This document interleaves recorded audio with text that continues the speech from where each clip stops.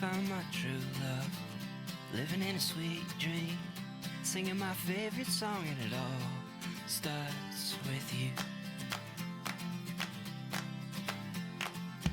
I'm getting big ideas, we can spell them out. No clue where they lead, but it all starts with you.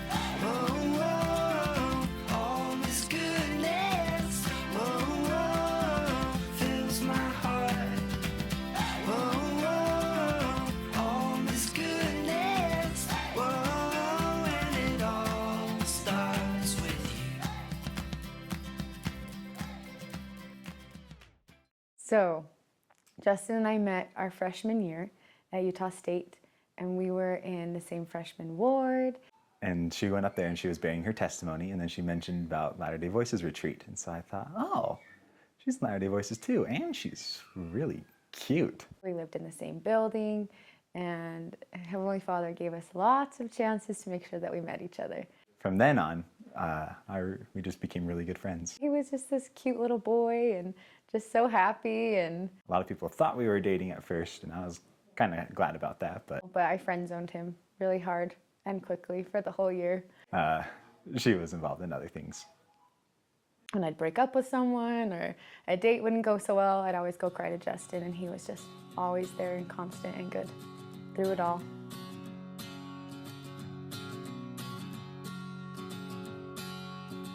I think the universe is on my side. Heaven and earth have finally aligned. Days are good, and that's the way it should be. You sprinkle stardust on my pillowcase. It's like a moonbeam brushed across my face. Nights are good, and that's the way it should be. You make me sing ooh, la la la. You make a girl go ooh, I'm in love, love. Did you see that? I had been home from my mission for about 4 months or so, and I found out that Megan was getting back from her mission. I will always remember the first time that I saw him again. We were in the Institute, and I came around a corner, and I saw this tall, attractive man. And she was beautiful.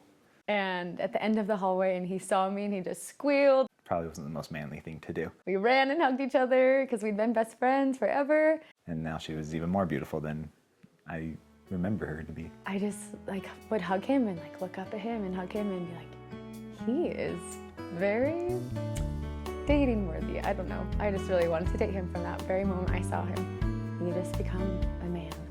You're a falling star, you're the getaway car, you're the line in the sand when I go too far. You're the swimming pool on an August day, and you're the perfect thing to say. And you play it coy, but it's kinda cute. Oh, when you smile at me, you know exactly what you do. Baby, don't pretend that you don't know it's true, 'cause you can see it when I look at you. And in this crazy life, and through these crazy times, it's you. You make me sing your every line, your every word, your everything.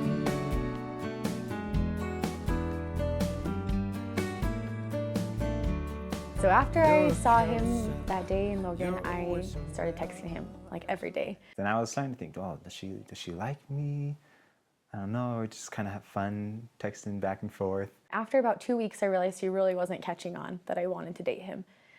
So I just put myself out there and I said, I want you to take me to the symphony. And I was like, oh, she's kind of asking me to ask her on a date. the time went by, we went to the symphony and it was a great show, and we're sitting there and both knowing that we liked each other. It was our first date, and after 4 years of knowing each other. And the whole time I was sitting there really nervous to hold her hand or anything, so I didn't do anything. I was so disappointed he didn't hold my hand, and I thought, that's it, he doesn't even want to date me. I was scared to death, but just enjoying time being with her, and it was really fun. And so then we leave and we walked out, and he like put his arm around me, and that moment I was like, okay, that means go. Then we went to Temple Square just to go see the lights because they were still up, and we walked in the gates, and right as we walked in, the lights turned off. So it was kind of a bummer that we didn't get to see the lights very long, but it was still really pretty. So we were walking around Temple Square for a little while. And ended up sitting in front of the temple. And now it's very obvious that we liked each other without even saying. So we're just sitting there, and I said, Justin, I think I really like you. I said, Megan, I love you. He told me that he loved me, and I was so surprised, and I didn't know what to say, so I just giggled and kissed his cheek or something. Before I left on my mission, Megan had mono. So just to make sure things were still okay, I asked her. So, and to be a little bit sly, said, So are you over that whole mono thing? And I just laughed and I said, I sure am. And then he kissed me in front of the temple, and then it started to like sleet. It was just kind of heavy snow. According to Megan, it was a perfect snow, but it was just beautiful and magical. it was more just like thump, thump, thump, thump. It was the best night ever. It was romantic. Somewhere beyond the sea, somewhere waiting for me. My lover stands on golden sands and watches the ships that go sailing. Somewhere beyond the sea, she's there watching for me. If I could fly like birds on high, then straight to her arms I'd go sailing. It's far beyond the star, it's near beyond the moon. I know beyond the doubt. So our relationship was going really well, and summer came along, and I knew that maybe things were ready to move on. But I had an internship to go to the Philippines for all of fall semester, and I remember as I was kind of thinking about this internship and Megan, that there was just one day I was sitting in sacrament meeting, and it just weighed on me. Just the decision whether I should go on this internship or not. And then as I thought more and more about it, it just didn't make any sense. I just thought, well, why am I going on this internship? I want to be with Megan. I can't leave her. And then when I made that realization, then I knew that it was time to marry her. So then I decided to cancel my internship, and I canceled it. And then I was ready to marry Megan. I had been wanting for a long time to talk about getting married. So I finally brought it up one night to him, and I just said, what about our future? Where do you see us going? And he kind of like confirmed that, yeah, he did probably want to get married one day, but kind of like brushed it off a little bit. And I had already been planning all this. I had already been planning to propose to her, and I wanted to marry her, but I wanted to keep things still a surprise. Now, I was still going on my internship to the Philippines, but I didn't want her to know that I canceled it. So I tried to kind of blow it off a little bit, and it kind of caused her some anxiety. That whole next week, he was just being really weird. And I would call my mom, and I called my mom, and I called my sister, and I called my dad. All throughout that weekend, I would just cry and be like, I don't know what's going on. We talked about getting married, and now he's being so weird. But little did she know I was planning this whole big surprise for her. Little did I know he'd already gone and talked to my parents. He already had the ring, but I had no clue. So July 3rd came, and we went on a hike in the morning. It was just this pretty hike, and then we got ready for the day, and then I took her out to Mendon. And I thought we were just going to have a fun little picnic before the 4th of July. So we get up there, and it was this beautiful 2-story tree house with a little bridge and a little stream, just the most magical spot. I went down there and told her that I had something for her, and it was this book that I made for her. It was this kind of scrapbook, and I'm not creative at all, so it's not like cute or pretty in any way. And I start flipping through and reading the pages, and he'd written a book about how we met and how we fell in love and our story, and it was so cute. And so I'm just flipping through thinking it's just this cute little book. And then there's this one part where it just says, however. the book started talking about how he had been struggling, trying to decide if he was going to go to an internship to the Philippines for 3 months or if he should stay. And that was the first time I had ever even heard him considering that he was going to stay. I thought it was a firm decision he was going. So she was kind of shocked, and I told her, well, you got to keep reading, you know? And my heart just started pounding really, really fast. And I thought, is this for real? So then she turned the page, and on the last page it says, And they lived happily ever after for time and eternity. And then my eyes got so huge, and I looked over at him. and then that's when I got down on one knee and told her that I canceled my internship. And I just said, what? I was so confused and I had no clue, and it was the biggest surprise of my whole life. And I couldn't wait for her, and I wanted to marry her, so I asked her, will you marry me? And so after saying what for like 5 more times, I finally said, yes, of course. It was the perfect day. Oh, it's a perfect day. Let's find ourselves a hot air balloon and sail away over river bends. And as we fly above, we'll wave goodbye to our dear friends.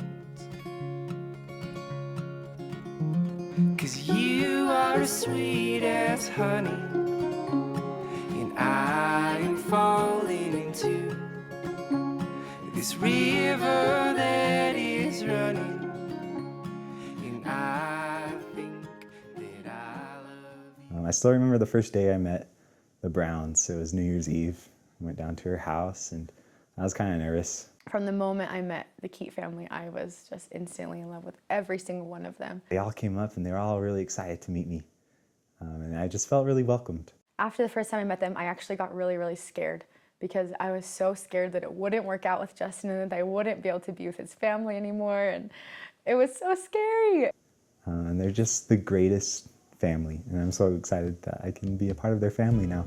They are so unified and so positive and supportive, and they just live the gospel in everything. And I'm so, so grateful to be a part of the Keat family. You love who you love, who you love. You love who you love, who you love.